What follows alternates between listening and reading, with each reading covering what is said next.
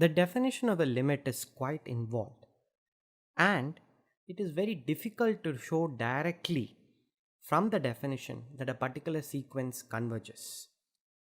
One drawback of the definition is to even apply the definition, you need to have a candidate for the limit, and then you can use the definition to show that the particular sequence converges to that limit. However, purpose of the definition is not exactly to use the definition directly to show that limits exist, but rather you prove useful theorems that allow us to manipulate sequences to show that particular sequences have limits and compute those limits also. So these are called limit laws. So let me first describe some algebraic limit laws. Limits and algebraic operations.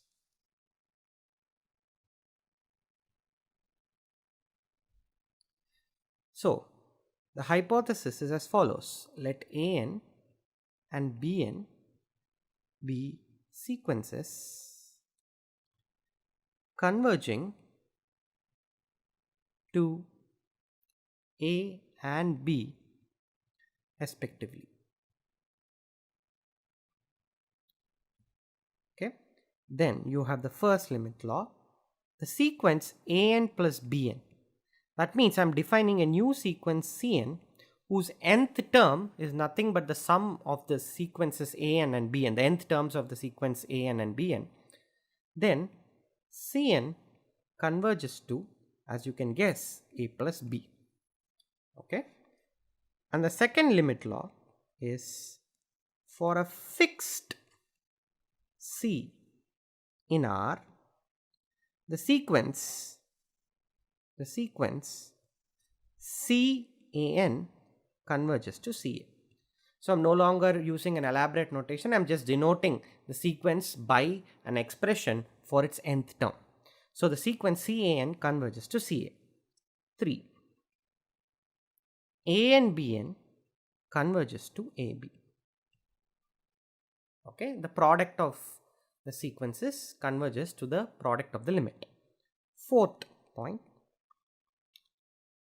if b is not 0, then for sufficiently large n, bn is not 0 and the sequence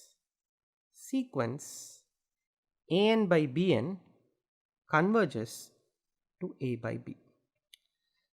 Now here is where I am being a bit imprecise. Recall the limit definition. When we had discussed the limit definition way back in an earlier module, I had mentioned that many times the sequences will not be defined from the first term. They will be defined after some particular point, or sometimes even the index will be negative also. So here is a case where this an by bn may not be defined for all n, but the assertion is that for suitably large n, bn is not 0, so an by bn makes sense and an by bn converges to a by b. Excellent. Now let's proceed with the proof one by one. Proof. So the first part, I have to show that an plus bn converges to a plus b. Let n1 comma n2 be the functions coming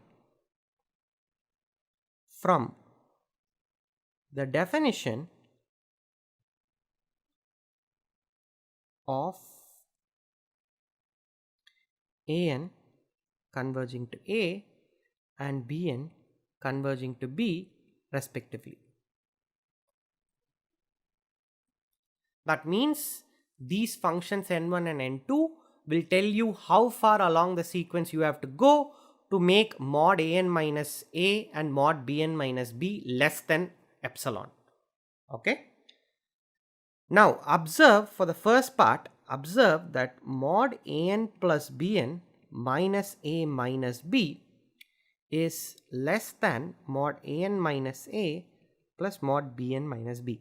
This is just an application of the triangle inequality, and as I remarked earlier, applications of basic inequalities will be done without specific mention as to which inequality I am using. Especially the triangle inequality and the reverse triangle inequality, I will not hesitate to use it at all. I will use it left and right without even mentioning what I am doing. Okay, so you have mod an plus bn minus a minus b is less than or equal to mod an minus a plus mod bn minus b. But if n is greater than max of n1 epsilon comma n2 epsilon, then each one of these terms will be less than epsilon, right? Because if n is greater than max of n1 epsilon, then it's certainly going to be greater than n1 of epsilon. Therefore, mod an minus a will be less than epsilon. Similarly, for the term mod bn minus b. So, if n is greater than max n1 epsilon comma n2 epsilon, then mod an plus bn minus a minus b will be less than 2 epsilon. Okay. So choosing the function n to be max of n epsilon comma n2 epsilon, we have shown an plus bn converges to a plus b. Note, I am implicitly also using this k epsilon principle that we talked about in an earlier module. Fine. So this proof was rather easy. We are just going to choose the capital N function to be max of n1 and n2. Now part 2 I am not even going to prove, because part 2 is a special case of part 3. So let me just directly jump to part 3. Okay. Now what do we have to show? We have to show that mod an bn minus ab can be made less than epsilon. Okay.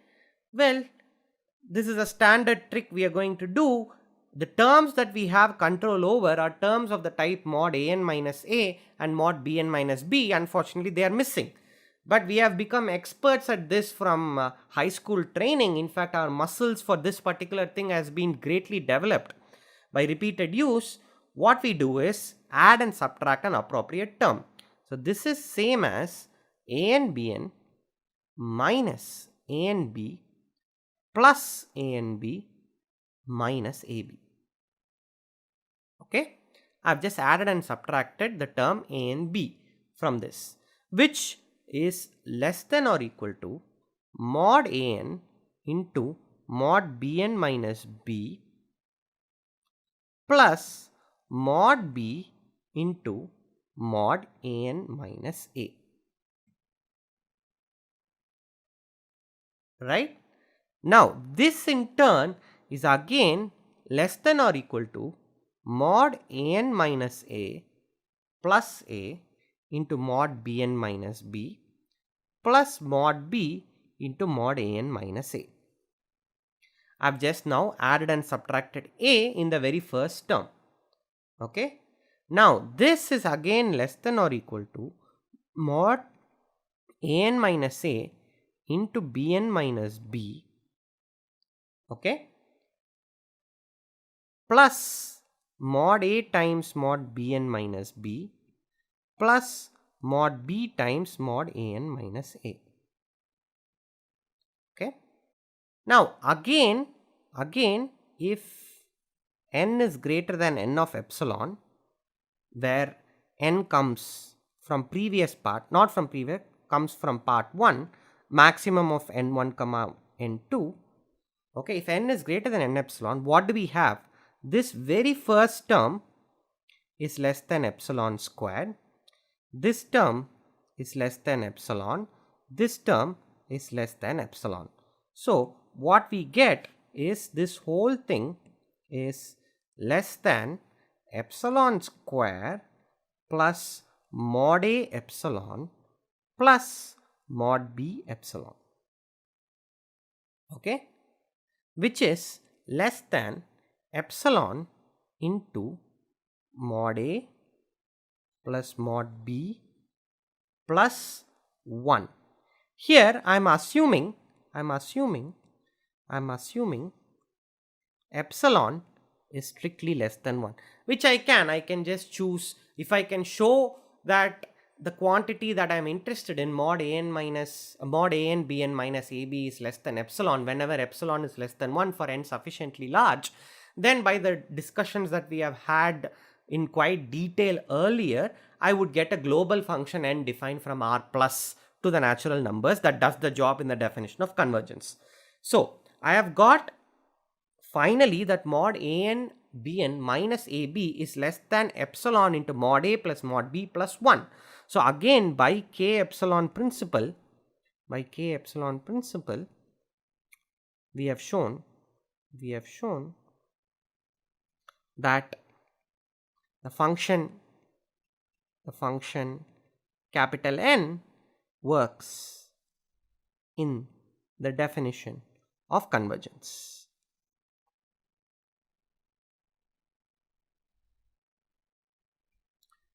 Right. So this concludes the proof of third part, and second part just follows immediately from the proof of this part, because the sequence an is just the constant sequence C. Now for the final part, we have to first show that, or just Bn is not 0 if n is sufficiently large. Now choose epsilon to be defined to be mod b by 2. Okay, then we know that mod bn minus b is less than mod b by 2 for suitably large n, right? Okay, then which means mod b minus bn is greater than mod b by 2, is less than mod b by 2. Mod b minus mod bn is less than mod b by 2. Figure out which inequality from lectures earlier I am using.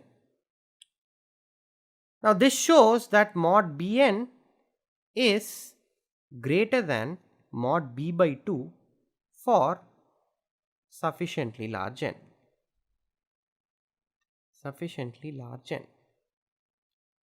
In fact, we know what this n is going to be. This is just n greater than n of mod b by 2, not n of n2 of mod b by 2. This will work. Okay, so that means that mod bn is not 0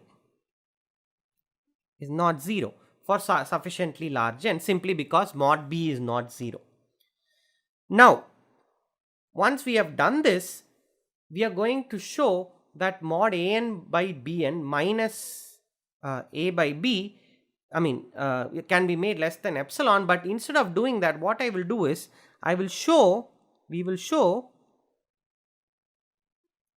1 by bn converges to 1 by b. Okay, if I can do this, then I can apply part 3 to conclude that an by bn converges to a by b. So how will I show that 1 by bn converges to 1 by b? Well, it's just brute force. I look at 1 by bn minus 1 by b, and this is, as we know, it's just mod b minus bn by mod b bn. Okay, now again, if small n is greater than n of epsilon, now epsilon is no longer what we define, mod b by 2 or whatever. Epsilon is now any quantity, really doesn't matter, in R plus. Then what we get is mod b minus bn will be less than epsilon. So whereas the denominator mod bn b, just one moment, let me make one slight change. What I will do is, I will not consider the function capital N that we had done before. What we will do is, we will be slightly more clever. Okay, choose the new function capital N, choose the function capital N. Remember, the capital N that was there earlier involved the sequence an also. So I shouldn't reuse that right now because it makes no sense, because what I'm trying to prove has no involvement of an at all.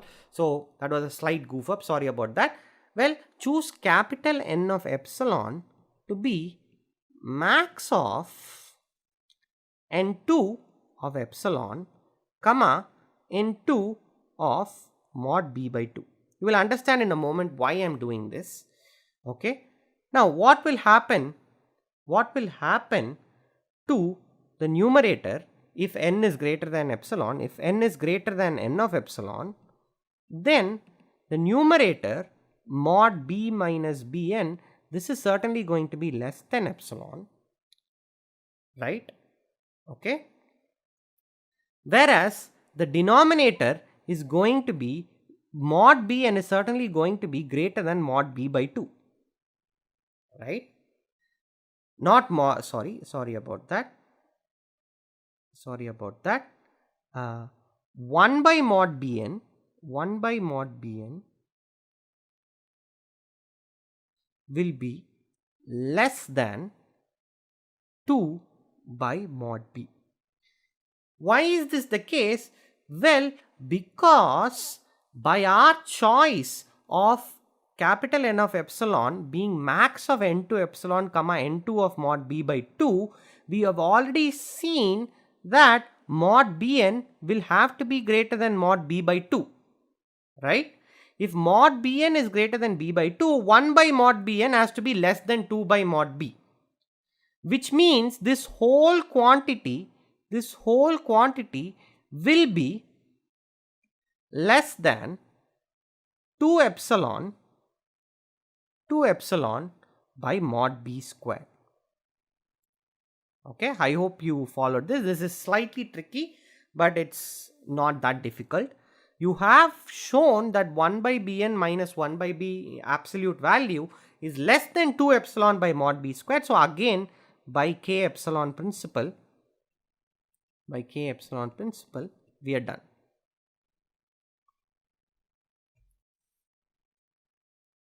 Okay. So this concludes the various algebraic properties of that limits enjoy. Always use these algebraic properties to conclude that limits exist. We will see several examples soon enough. Don't try to use the definition except as a last resort. Okay, now let me end with some more basic properties of limits. This have got to do with limits and order. Limits and order. Okay. Let again an converge to a, bn converge to b, and suppose for all n you have an is less than or equal to bn. Okay. Then a is less than or equal to b. Okay. Now the proof of this is rather easy. Consider the sequence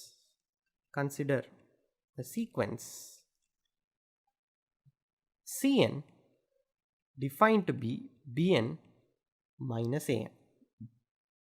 Then for all n, Cn is greater than or equal to 0. Okay, and Cn converges to C, which is going to be by definition B minus A. Why is that? Because the sequence minus An has to converge to minus A, and the sequence Bn plus minus An has to converge to B minus A, right? Now suppose C is less than 0. Okay, we will arrive at a contradiction. Then mod C minus Cn is equal to mod C plus mod Cn. Why is this the case? Well, observe that modulus C is less than 0. Observe that C is less than 0. and Cn is greater than 0, right? So how did I get from this that modulus of C minus Cn is actually mod C plus mod Cn? Well, because C is negative and minus Cn is also negative, so this quantity I could have written it as minus 1 into Cn minus C, the whole thing modulus, which is same as mod Cn minus C. I'm just reversing the thing.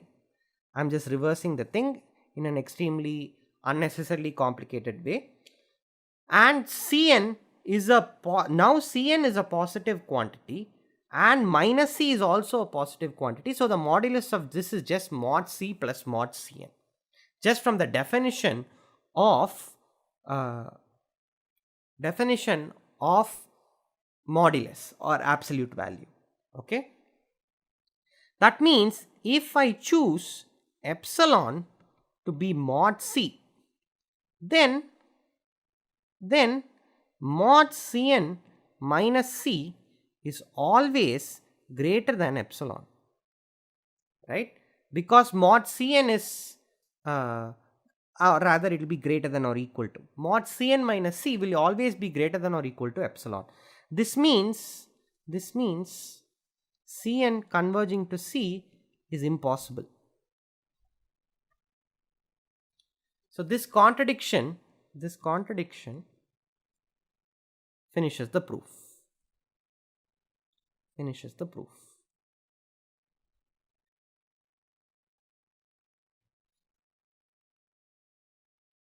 Okay, so one last theorem involving limits and order. This is called the squeezing theorem, squeezing or sandwich theorem. I don't know the exact spelling of sandwich, so I apologize in advance. Let An, Bn, Cn be sequences such that An and Bn both converge to the same quantity A. Suppose Cn is squeezed in between An. An is less than or equal to Cn is less than or equal to Bn for all n and n. Then as you can guess, Cn also converges to A. Okay. Again, the proof of this is fairly straightforward. Observe that An minus A is less than or equal to Cn minus A is less than or equal to Bn minus A. Okay.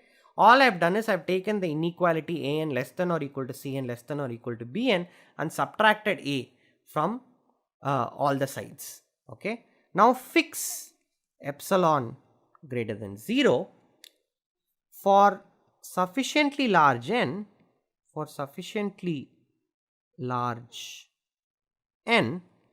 we simultaneously can guarantee that An minus A is less than minus epsilon and Bn minus B is less than epsilon.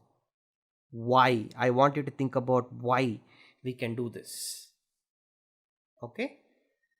So that means we have minus epsilon less than or equal to Cn minus A less than or equal to epsilon. Okay. In fact, you will have strict inequalities, but sometimes just for convenience I will not keep track of whether something is less than or equal to. Any statement where I replace a less than by less than or equal to is still true, though not optimal. Okay, that's not really relevant to the proof. So that means mod Cn minus A is less than epsilon for sufficiently large n.